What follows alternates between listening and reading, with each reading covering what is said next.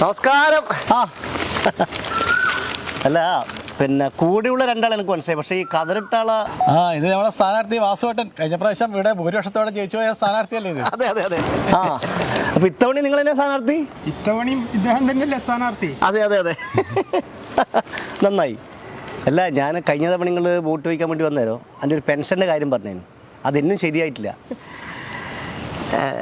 അല്ല അത് പിന്നെ കുറച്ച് തിരക്കായി പോയില്ലേ, കാരണം നമ്മൾ ജയിച്ചു കഴിഞ്ഞാൽ പിന്നെ ഇവിടുത്തെ കാര്യം നോക്കാൻ സമയം ഉണ്ടാവില്ല, അതുകൊണ്ട് ഭയങ്കര തിരക്കായി പോയില്ല. അതുകൊണ്ടാണ് ഇത്തവണ ജയിച്ചാൽ ശരിയായി തരും.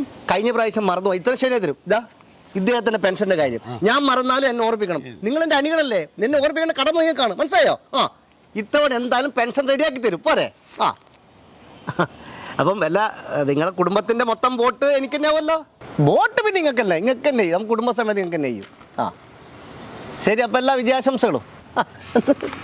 ചായ കുടിച്ചിട്ട് ചായ വേണ്ട, സമയമില്ല, തിരക്കാ. അങ്ങനെ എലക്ഷൻ എടുക്കാറായി. സ്ഥാനാർത്ഥികൾ പ്രജകളെ കാണാൻ വേണ്ടി വീട് തോറും കയറി ഇറങ്ങി തുടങ്ങി.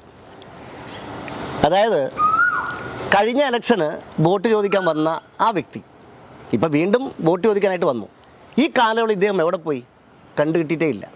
ഉള്ള സമയത്തൊക്കെ ഭയങ്കരമായിട്ടുള്ള അകമ്പടി വാഹന കൂടെ, അതായത് ഒരാളെ കാണാൻ പോലും സമയമില്ലാത്ത രീതിയിൽ പരക്കം പാച്ചിലായിരുന്നു. അതായത് സാധാരണ ജനങ്ങൾ, അതായത് പൊതുജനങ്ങൾ, അല്ലെങ്കിൽ ഓരോ ഇന്ത്യൻ പൗരനും, അതായത് 18 വയസ്സ് പൂർത്തിയാക്കിയ ഒരാളും പൗരനും പൗരത്വമാണ്, അവർക്കുള്ള ഏറ്റവും വലിയ അവകാശമാണ് സമ്മതിദാനാവകാശം, അതായത് വോട്ട് ചെയ്യുക എന്നുള്ളത്. അതായത് എല്ലാ ആൾക്കാരും മറ്റ് പല സംസ്ഥാനങ്ങളിലും വോട്ട് ചെയ്യാൻ വേണ്ടി പോകുന്ന ആൾക്കാർക്ക് വീട്ടിൽ പൈസ കൊണ്ട് കൊടുക്കുന്ന പരിപാടിയുണ്ട്. ഇവിടെ നേരെ മറിച്ചാണ്. ഇവിടെ നമ്മുടെ തൊഴിൽ ദിവസവും പോവും, അതുപോലെ തന്നെ കയ്യിലുള്ള കാശും പോവും, വോട്ട് കൊടുക്കുകയും വേണം.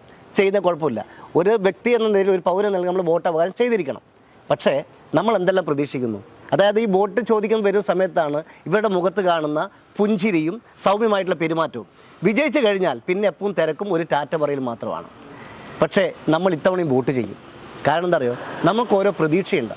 കാരണം ഇന്ന് ശരിയാവും, അല്ലെങ്കിൽ നാളെ ഈ ജനപ്രതിനിധികൾ നമുക്ക് വേണ്ടി നിങ്ങൾ ചെയ്യുമെന്നുള്ള പ്രതീക്ഷ. ആ പ്രതീക്ഷയിലാണ് ഇത്തവണയും വോട്ട് ചെയ്യാൻ വേണ്ടി പോകുന്നത്. കാത്തിരിക്കാം, കിട്ടിയാൽ കിട്ടി, പോയാൽ പോയി. This program sponsored by Dark Brown Paint Supermarket.